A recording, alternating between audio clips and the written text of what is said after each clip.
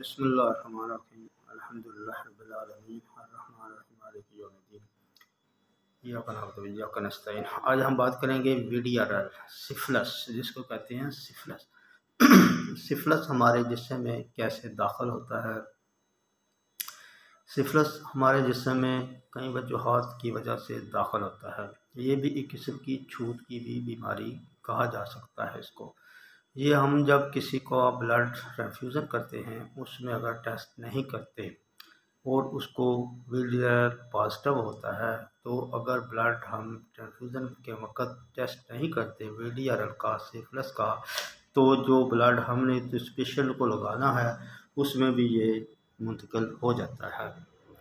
और उसके बाद माँ, अगर उसको वीडीआरएल पॉजिटिव है तो माँ के पेट में जो बच्चा है उसको भी ये मुंतकिल हो जाता है सिफिलिस।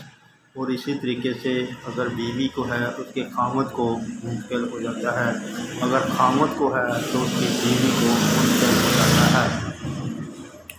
ये एक ऐसी छूत की बीमारी है जब हम पहले स्टेज पे होता है और इसका पता नहीं चलता, क्योंकि कुछ नॉर्मल चीज़ें होती हैं, उसमें ज़ख़म बनता है, औरत के भी बन जाता है वजाइना में, और मर्द के भी फेस पे या किसी जगह पे मुंह में या कहीं भी ज़ख़म बनेगा, लेकिन वो दर्द नहीं करता।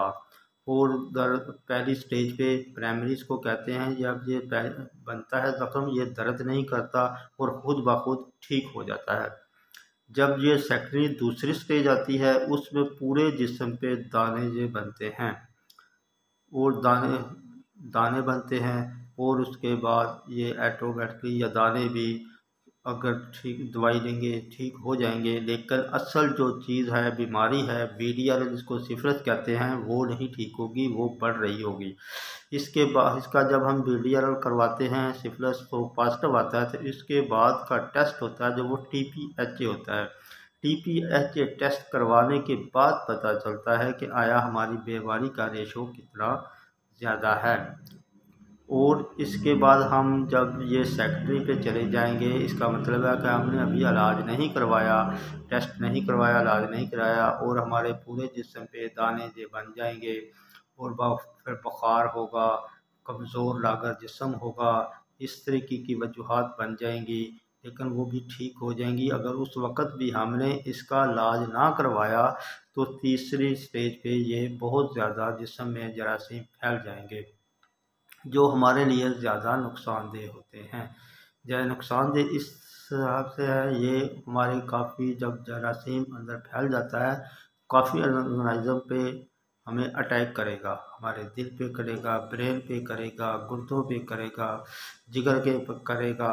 इस तरीके से ये किसी भी जगह पे अपना अटैक करेगा, क्योंकि फेफड़ों पे ये जरासीम फैलेगा और उनको मफलूज करेगा। ये इसकी काफ़ी वजूहात बन जाती हैं। जब हम लेबॉरेटरी में इसका टेस्ट करेंगे, वो टेस्ट तो हमारी डिवाइस पे करेगा वीडीआरएल पॉजिटिव है या नेगेटिव। अगर हमारा वीडीआरएल पॉजिटिव आ रहा है तो हमको इसका चाहिए टेस्ट करवाना टीपीएचए।